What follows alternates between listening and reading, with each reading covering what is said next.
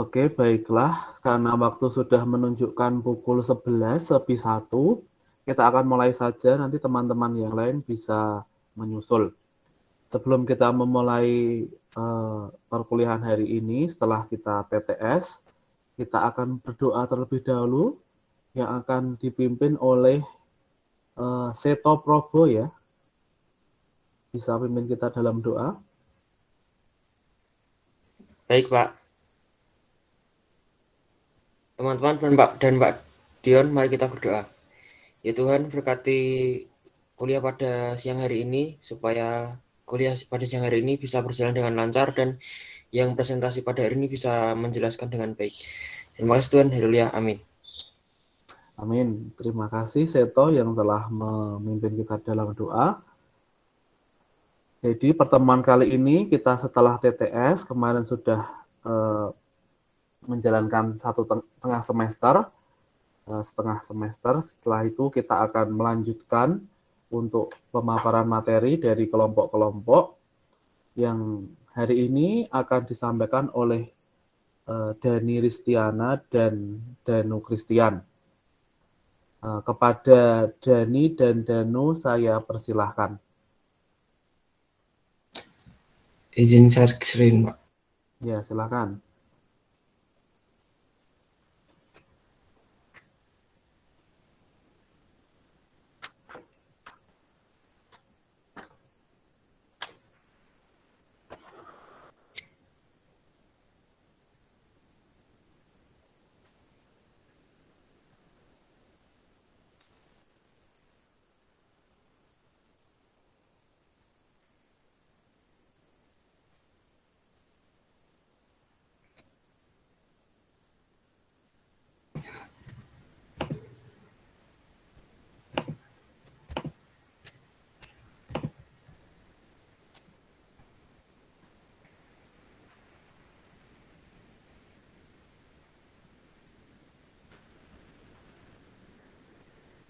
Apakah sudah terlihat? Belum ya. Oh, sudah. Baru proses. Ya, selamat pagi Bapak dan teman-teman sekalian. Perkenalkan, nama saya Dani Ristiana dengan NIM 52 2020 002 dan Danu Kristian 52 2020 003. Hari ini kami akan mempresentasikan pekerjaan kelompok pekerjaan kami yang berjudul Negara yang Berketuhanan yang Maha Esa dan Implementasinya. Next.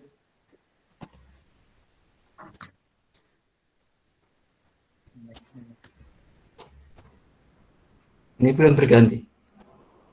Belum.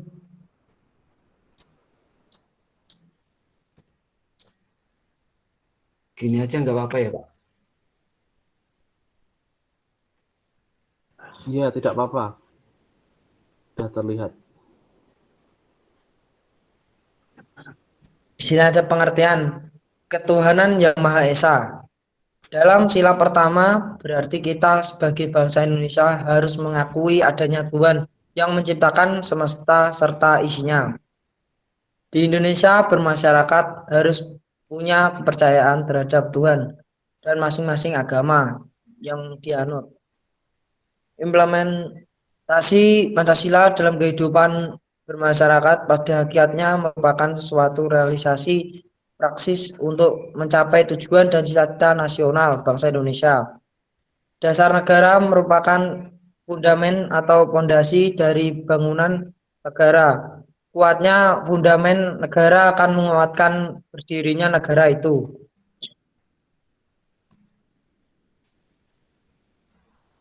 Di sini ada beberapa tujuan. Yang pertama, penyelenggaraan pemerintah harus menjamin semua penduduk Indonesia untuk memeluk agama dan beribadah menurut agama dan kepercayaannya. Yang kedua, tidak memaksa warga negara untuk memeluk agama tertentu, tetapi diwajibkan memeluk agama sesuai dengan hukum yang berlaku di Indonesia. Yang ketiga, penyelenggaraan pemerintahan menjamin berkembang dan tumbuhnya kehidupan beragama, toleransi antar umat beragama. Yang keempat, menyelenggarakan pemerintah akan memperlakukan seluruh warga negara dan penduduk yang tinggal di wilayahnya daerah dengan adil. Yang kelima, memahami manusia mempunyai daya cipta, daya rasa, dan daya rasa yang tidak sama dengan makhluk lain. Yang keenam, menjunjung tinggi bahwa kemerdekaan adalah hal segala bangsa dan harus dihapuskan dari atas dunia, terutama negara Indonesia.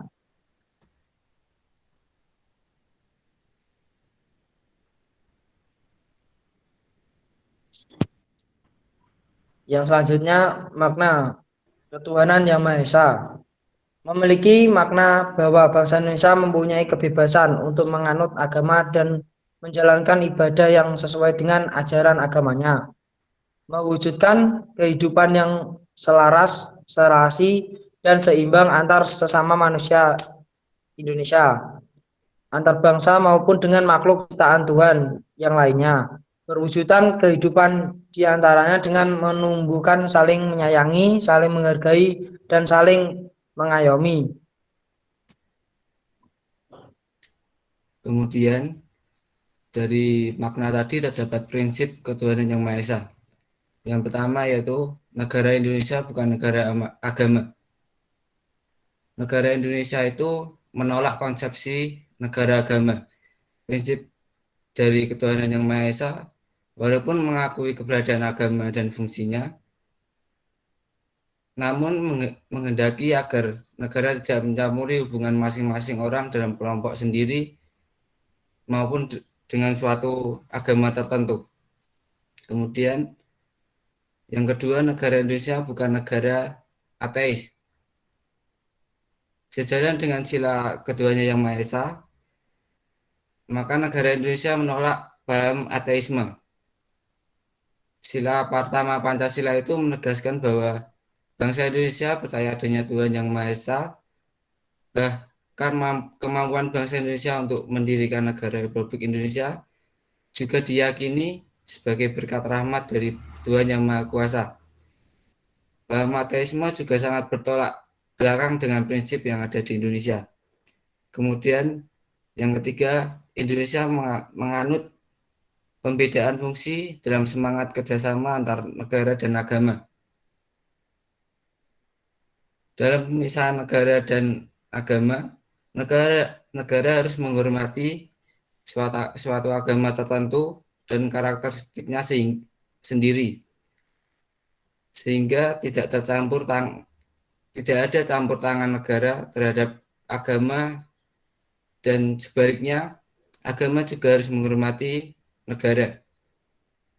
Kemudian dalam suatu negara tidak ada agama yang diangkat menjadi agama negara. Kemudian negara juga harus membantu rakyatnya dalam kehidupan beragama berdasarkan pandangan bahwa kehidupan beragama adalah suatu jalan bagi manusia untuk memperoleh kebahagiaan religius. Kemudian terdapat nilai-nilai yang terkandung dalam ketuhanan yang Maha Esa. Yang pertama, bangsa Indonesia menyatakan kepercayaannya dan ketakwaannya terhadap Tuhan yang Maha Esa. Kemudian masyarakat Indonesia percaya dan takwa terhadap Tuhan yang Maha Esa sesuai dengan agama dan kepercayaannya masing-masing menurut dasar kemanusiaan yang adil dan beradab. Yang ketiga, membina kerukunan hidup di antara sesama umat beragama dan kepercayaan terhadap Tuhan yang Maha Esa. Kemudian yang keempat, mengembangkan sikap saling menghormati, kebebasan dan menjalankan ibadah sesuai dengan agama dan kepercayaannya masing-masing. Kemudian yang kelima, tidak memaksakan suatu agama dan kepercayaan terhadap Tuhan yang Maha Esa kepada orang lain. Kemudian hubungan negara dan agama. Agama dan negara adalah dua bentuk kehidupan bersama manusia dengan karakteristiknya masing-masing yang saling berbeda, sehingga oleh karena itu kita dapat mengatakan bahwa masing-masing termasuk dalam kategori-kategori yang berbeda. Karakteristik agama terletak di dalam hal bahwa agama berpusat pada penghayatan hubungan dengan Tuhan. Kemudian karakteristik negara terletak dalam hal bahwa negara berpusat pada pelaksanaan kekuasaan sehingga seluruh rakyat kehidupan bersama negara tunduk terhadap kekuasaan negara supaya penyelenggaraan negara berjalan dengan lancar. Kemudian implementasi. Dalam kehidupan sekarang, setiap masyarakat Indonesia dijamin mendapat sebuah kebebasan dalam menjalani kepercayaannya masing-masing. Masyarakat kini dapat menjalani kepercayaannya dengan tenang tanpa gangguan intoleransi. Dalam sila pertama, masyarakat juga diminta agar tidak menistakan agama dan harus menjunjung tinggi kerukunan umat beragama antara satu dengan yang lainnya. Nah, dari implementasi tersebut, pemerintah harus memberikan sebuah tugas, yaitu memberikan jaminan perlindungan agar setiap penduduk yang notabene adalah pemeluk agama tertentu dapat secara bebas melaksanakan ajaran agama dan kepercayaannya. Kemudian menjaga harmoni antara kebebasan menjalankan ibadah agama dengan upaya mewujudkan kesejahteraan bersama dalam masyarakat. Tugas tersebut dijalankan dengan cara menjamin kesempatan yang sama dan adil bagi setiap warga negara untuk mengamalkan konsepsinya tentang Tuhan sesuai ajaran agama yang diyakininya. Kemudian kesimpulan. Ketuhanan Yang Maha Esa memiliki makna bahwa bangsa Indonesia mempunyai kebebasan untuk menganut agama dan menjalankan ibadah yang sesuai dengan ajaran agama. Kemudian, dalam sila ketuhanan Yang Maha Esa terdapat sebuah prinsip yang berhubungan dengan agama dan juga terdapat nilai-nilai yang terkandung dalam sila ini yang harus kita terapkan dalam kehidupan sehari-hari kita. Sekian presentasi dari kami. Terima kasih. Mungkin ada pertanyaan-pertanyaan. Oke, terima kasih Danu Christian dan Dani yang telah mempresentasikan mengenai negara yang berketuhanan Yang Maha Esa. Saya membuka termin pertama, 3 penanya, silahkan untuk raise hand terlebih dahulu. Ya, 3 orang, silahkan, baru 1.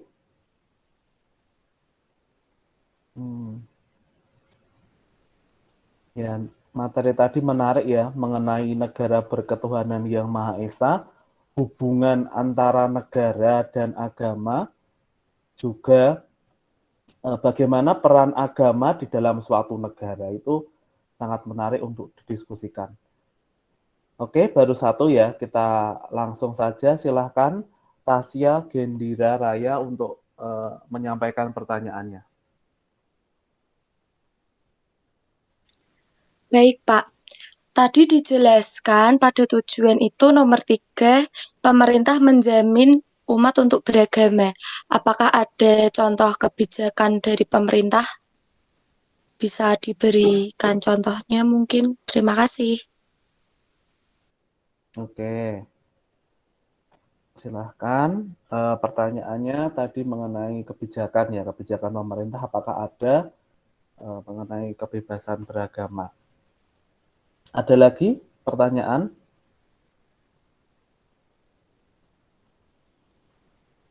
Kalau tidak, silahkan untuk dijawab dari kelompok, mungkin baru berdiskusi ya. Sambil menunggu, saya mengingatkan untuk mengisi absen ya. Kemarin ada beberapa yang belum mengisi absen, yang untuk pertemuan yang lalu, silahkan untuk tetap mengisi, karena masih saya buka untuk yang pertemuan lalu yang hadir di dalam TTS ya. Maaf Pak, Tadi pertanyaannya bisa diulang kembali lagi, Pak. Soalnya ngelek tadi. Oh ya, ya. Siapa tadi? Tasya, silahkan Tasya untuk mengulang pertanyaannya. Iya, baik. Jadi tadi pada tujuan itu nomor 3 itu kan pemerintah menjamin untuk menjamin umat untuk beragama seperti kayak toleransi dan lain-lain gitu ya. Nah, itu ada kebijakan dari pemerintah nggak atau mungkin undang-undang yang menjamin itu tadi gitu. Terima kasih. Oh ya. Ya, saya kira sudah jelas ya.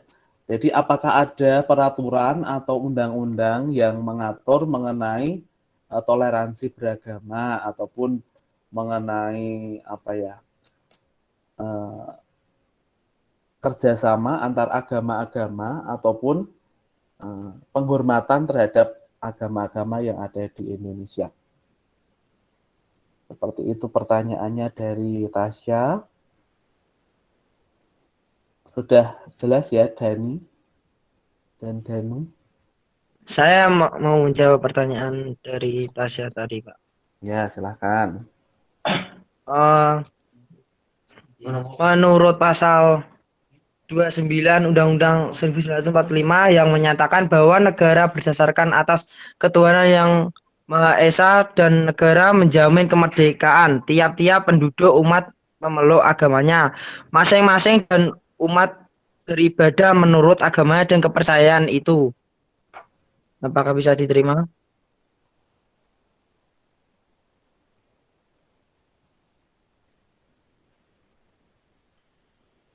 Iya, bisa diterima. Terima kasih. Ya, Nah, terima kasih. oke. Pertanyaan sudah dijawab oleh Dani mengenai peraturan tentang kebebasan agama dan menghormati agama lain ya. Itu ada di Undang-Undang Dasar 1945. Kalau ingin mendalami mengenai hal tersebut bisa dibuka di undang-undangnya. Dan ada beberapa undang-undang yang mengatur tentang itu. Silahkan bisa dicari di Mbah Google, banyak. Oke, pertanyaan yang kedua dari Bagas Dwi Septian. Ya, silahkan Bagas Dwi Septian. Baik Pak, terima kasih. Saya mau bertanya, tadi kan disebutkan Indonesia itu anti negara, anti ateis kan. Apabila ada orang ateis di Indonesia itu menurut kalian bagaimana? Oke. Silahkan. Bisa dijawab. Apabila ada seorang ateis, bagaimana?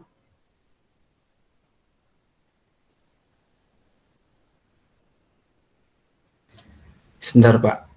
Ya, oke. Ada lagi yang ingin bertanya? Silahkan, ini materinya sangat menarik ya untuk didiskusikan mengenai agama. Apakah bisa agama itu ada di Indonesia? Jikalau ada orang yang tidak beragama itu bagaimana? Nah, itu perlu didiskusikan. Apakah aliran kepercayaan itu ada juga? Nah, itu bagaimana itu? Oke, sudah ada lagi dari Muhammad Rifai. Sebentar tadi, menunggu dari teman. Ingin saya jawab, Pak. Oke, ya, Danu silahkan. Negara Indonesia itu kan berlandaskan pada Pancasila. Nah, di mana negara ini bukan negara agama, tetapi kan menghargai setiap agama yang ada di Indonesia. Jadi kan ateis itu kan tidak percaya akan adanya Tuhan. Jadi mungkin akan ditindaklanjuti ketika ada seseorang yang mengakui ateis. Mungkin itu saja, Pak. Saya akan menambahkan, Pak. Boleh? Ya, boleh. Kan kita tahu bahwa di Indonesia ketuhanan yang Maha Esa itu merupakan negara dalam Pancasila. Kan jadi kalau orang ateis otomatis tidak sesuai dengan dasar atau landasan negara, toh, Pak? Ya, berarti artinya gimana? Artinya, Artinya heeh, tidak sesuai pedoman negara, Pak. ya berarti gimana? Apakah diusir dari negara Indonesia atau gimana?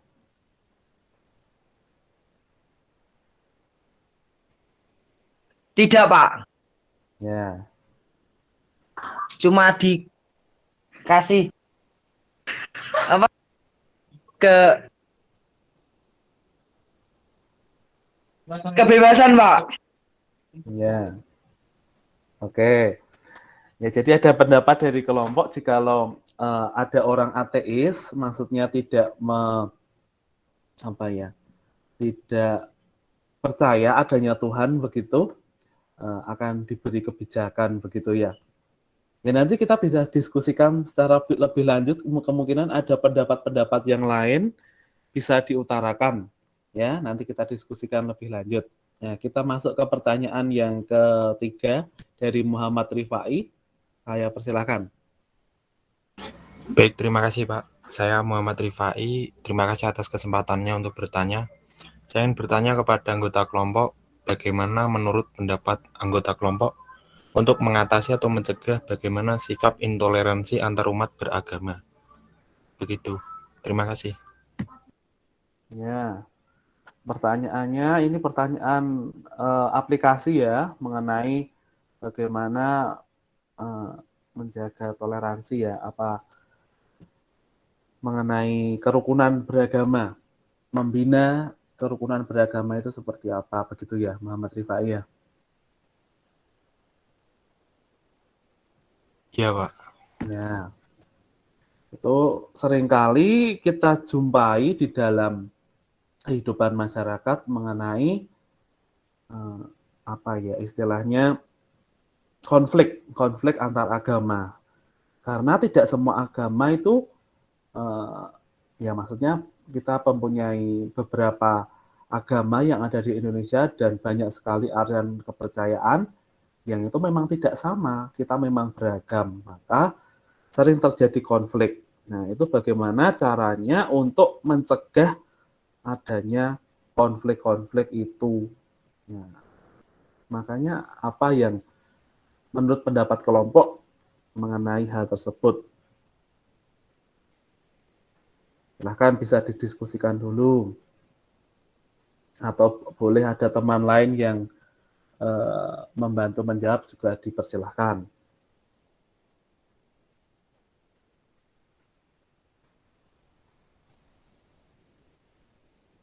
Karena Indonesia merupakan negara yang pluralisme atau multikultural, maka Indonesia seringkali terjadi konflik, utamanya mengenai agama. Kita tahu, kita masih ingat peristiwa yang mantan gubernur Jakarta, Basuki Cahayapurnama, yang dalam suatu acara menyampaikan bahwa itu dinamakan dengan penistaan agama oleh masyarakat tertentu atau kelompok tertentu, lah itu sudah termasuk konflik antar agama. Itu bagaimana cara, mungkin ada upaya-upaya untuk preventif, ataupun kalau sudah terjadi seperti itu, bagaimana yang bisa dilakukan. Nah, contohnya peran serta generasi muda ya, contohnya dari kalian, bagaimana yang bisa dilakukan. Silakan.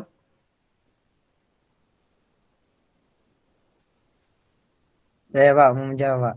Ya, boleh. Menurut saya dari toleransi tidak pernah tidak memaksakan kehendak diri sendiri kepada orang lain, Pak. Contohnya dalam beragama, Pak. Terus peduli terhadap lingkungan sekitar. Terus ya tidak mementingkan suku bangsa dari diri sendiri atau sikap yang menganggap suku bangsanya lebih baik. Terus tidak menonjolkan suku, agama, ras, golongan maupun budaya tertentu. Cuma itu Pak, bisa diterima. Ya, bagus.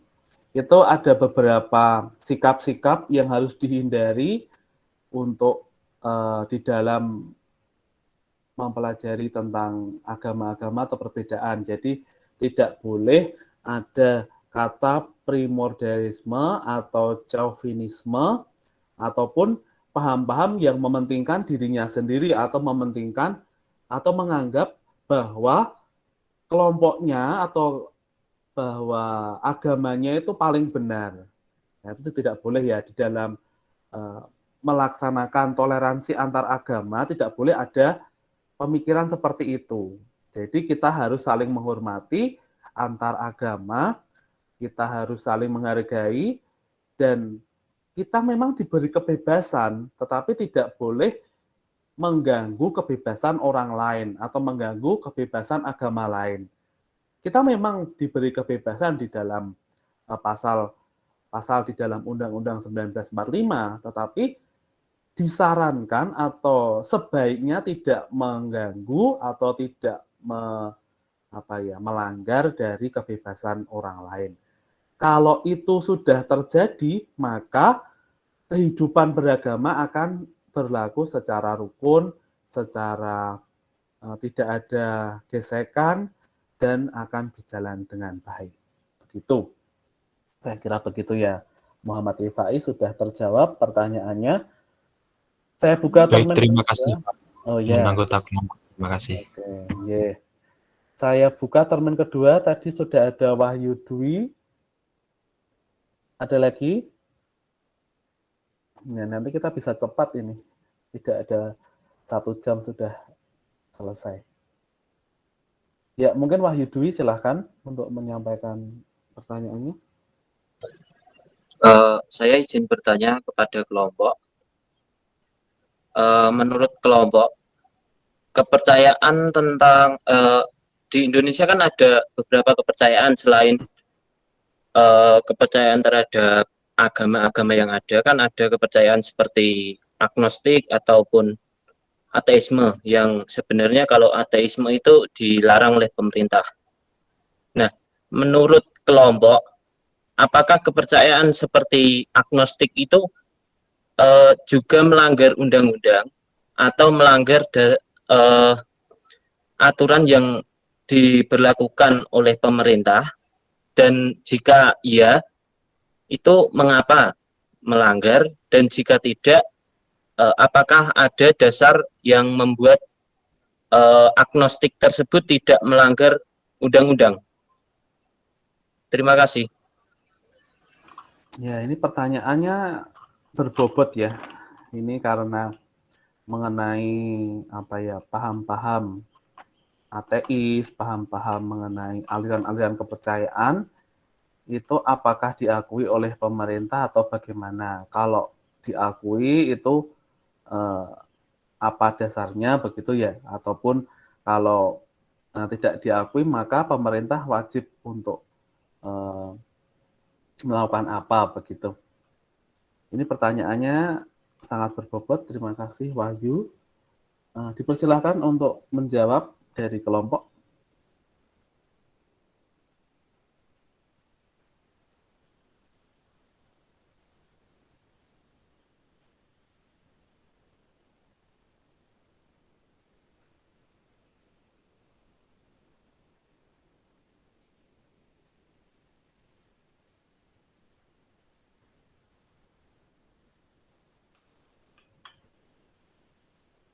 Silahkan dijawab sepengetahuannya saja, tidak apa-apa.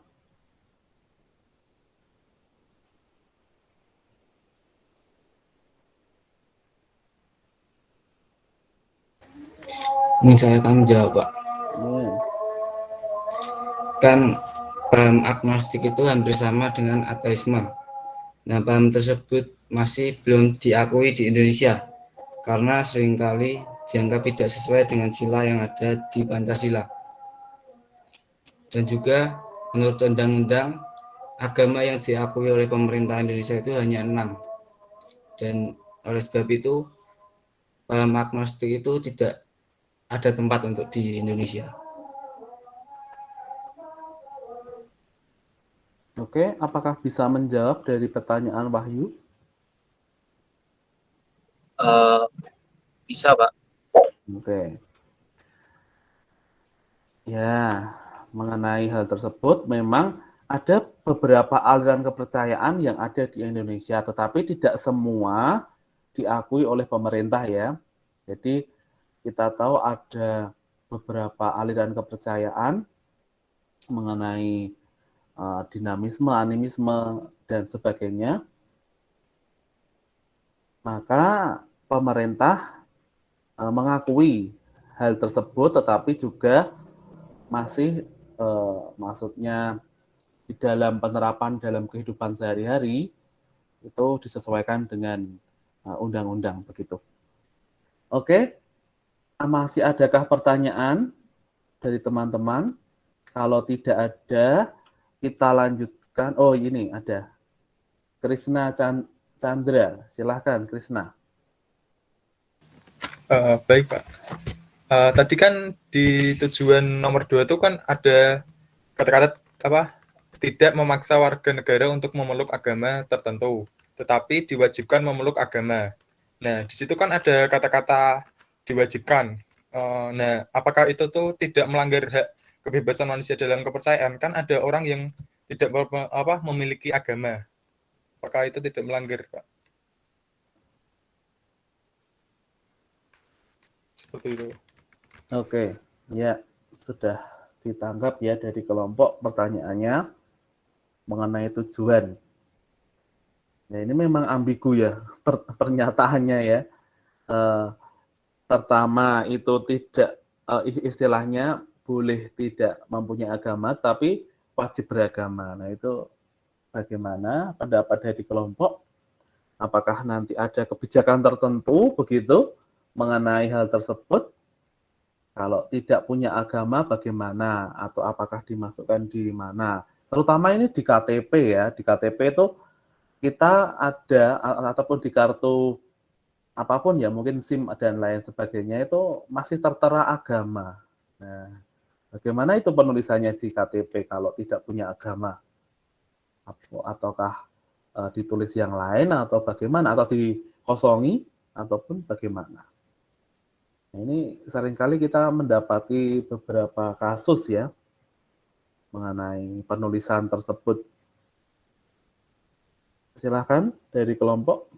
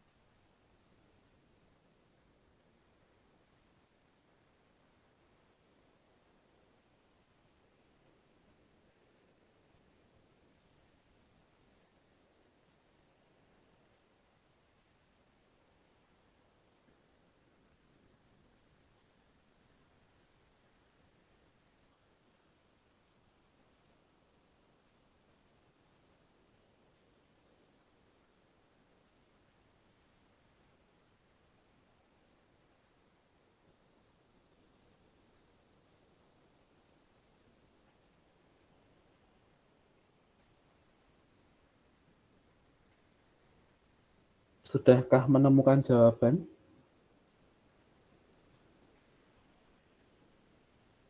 Atau ada teman yang lain yang bisa membantu menjawab?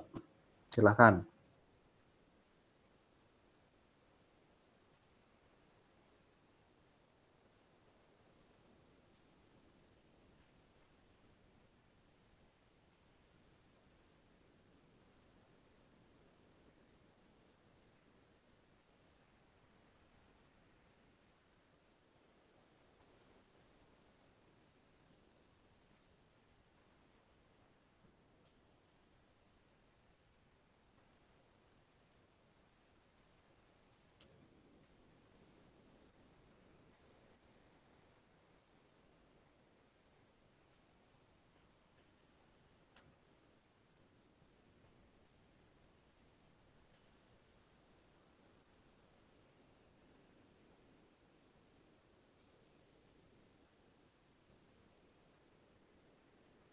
Saya akan jawab pertanyaan tadi, Pak. Ya, silakan.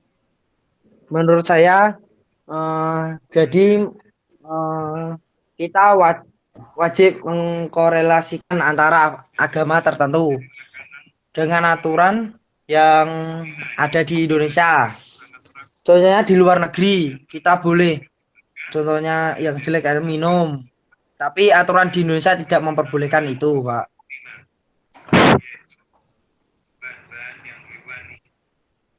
Jadi tidak semua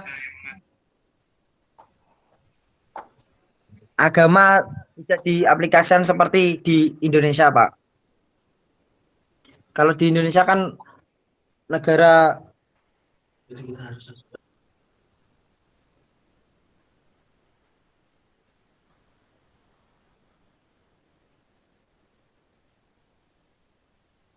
jadi kita harus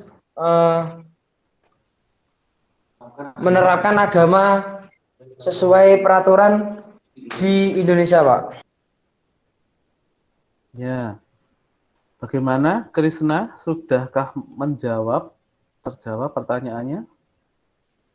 Sudah, Pak. Oh ya. Oke. Baik. Apakah ada lagi yang mau ditanyakan? Kalau sudah tidak ada, kita lanjut ke presentasi mengenai keberagaman yang ada di tempatnya Danu Christian dan Dani Ristiana. Mau siapa dulu silahkan. Boleh. Sweet dulu atau siapa dulu? Silahkan. Saya dulu, Pak. Nah, boleh.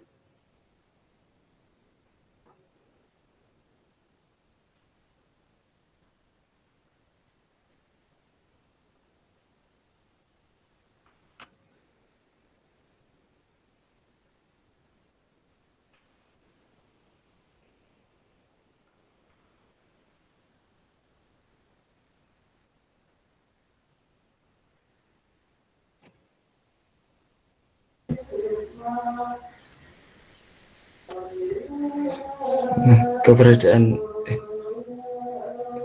biasanya di desa saya itu mengadakan mati desa. Di desa mana? Desa Patemon, Kecamatan Tenggaran, Kabupaten Semarang. Oh ya, oke. Nah, mati desa merupakan salah satu upacara ritual yang sudah mentradisi pada masyarakat Jawa khususnya. Mati desa sebagai bentuk upacara ritual oleh masyarakat Jawa yang dilaksanakan pada setiap setahun sekali sebagai tradisi dan ungkapan rasa syukur kepada Tuhan Yang Maha Esa. Nah, umat desa yang ada di desa saya ini biasanya mengadakan pertunjukan berupa wayang kulit maupun reok. Dan juga sebelum mengadakan acara ini, itu juga mengadakan sebuah seperti syukuran membawa tumpeng gitu. Itu saja, Pak. Oke. Kalau di masa pandemi ini apakah masih ada atau bagaimana? Untuk tahun lalu sih nggak ada, Pak. Oh, nggak ada. Nggak ada. Untuk tahun ini cuma ngadain syukurannya aja. Jadi untuk pertunjukannya ditunda. Oh, gitu.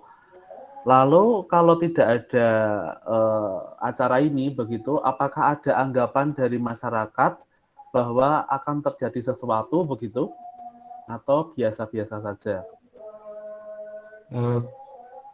Biasanya sih kalau tahun kemarin tuh cuma ada sesajen di jalan gitu, Pak. Untuk tahun ini juga. Jadi mungkin tidak ada anggapan bahwa akan terjadi sesuatu.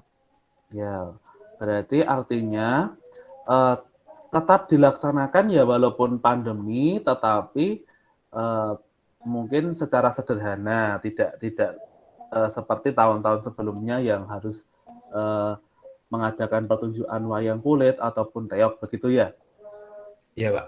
Oke, terima kasih Danu Christian. Silahkan bisa dilanjut di tempat Dani.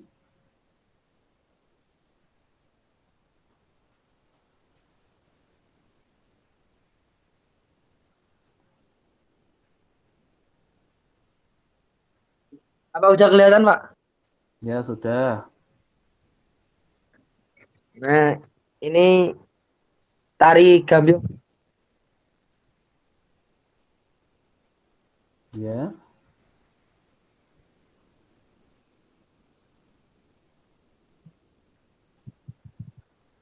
Suaramu nggak terdengar, Nak.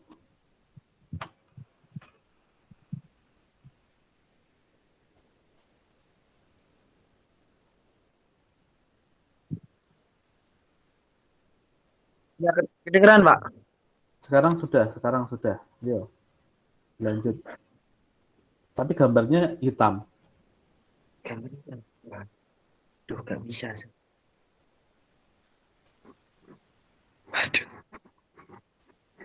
Gak kelihatan, Pak. Masih hitam.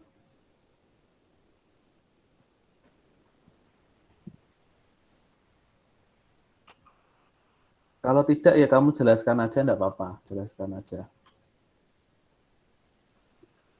Oh iya, Pak. Gak bisa ya.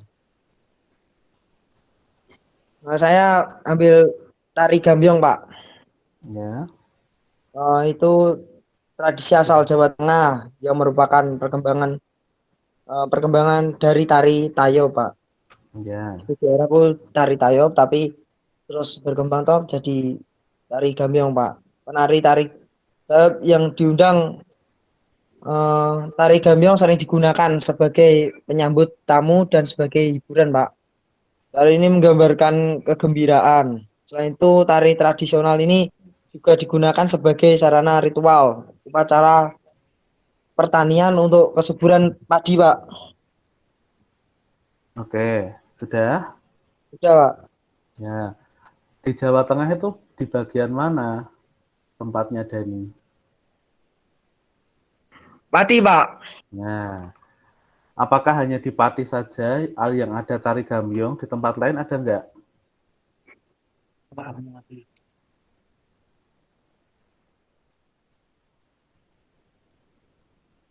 Nggak tahu, Pak, soalnya aku ambilnya di daerahku aja, Pak. Oh ya, oke.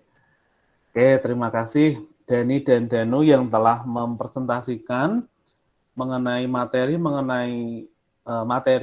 berjudul Negara Berketuhanan Yang Maha Esa dan materi keberagamannya yang sudah disampaikan dengan baik, tidak ada pertanyaan lagi dan sudah selesai materinya. Untuk minggu depan kita lanjutkan presentasi yang akan disampaikan oleh Seto Probo dan Victorikus Galih ya. Saya mohon minggu depan sudah siap untuk presentasi negara berkemanusiaan yang adil dan beradab. Dipersiapkan ya Seto dan Galih. Iya, Pak. Oke. Baik, Pak. Ya, oke. Untuk mengakhiri pertemuan hari ini, saya mohon untuk semua open kamera atau menyalakan videonya supaya saya bisa melihat keikutsertaan kalian dan nanti akan saya dokumentasikan.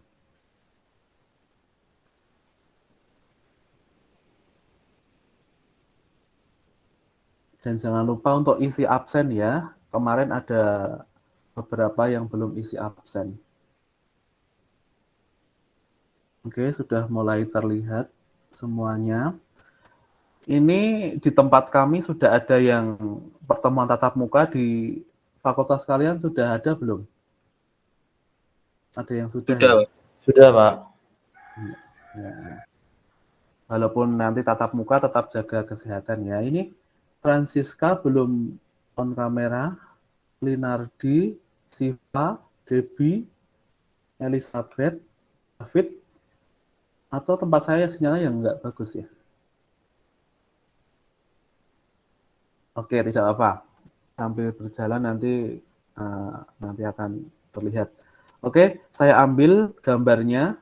1, 2, 3.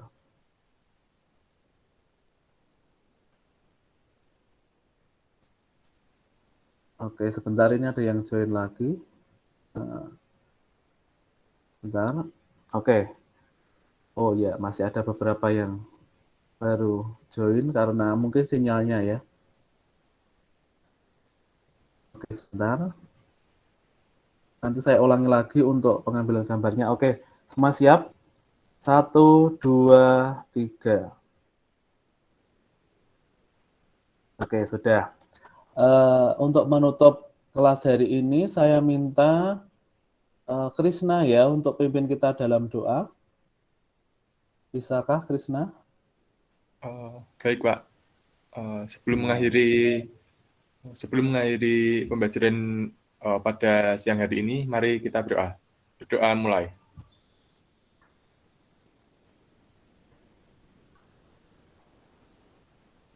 Berdoa selesai. Terima kasih, Pak. Ya, terima kasih Krishna yang telah memimpin kita dalam doa. Demikian pertemuan kita hari ini. Selamat melanjutkan aktivitas. Selamat siang dan Tuhan memberkati. Terima kasih, Pak. Terima kasih, Pak. Terima kasih, Pak. Selamat siang. Ya, sama-sama, selamat siang. Terima kasih, Pak. Ya, Wahyu ya ini. Pak, untuk materi tadi dikirim nggak, Pak? Ya dikirim toh kok, mosok nggak dikirim. Oke, baik, Pak. Terima kasih, Pak. Ya.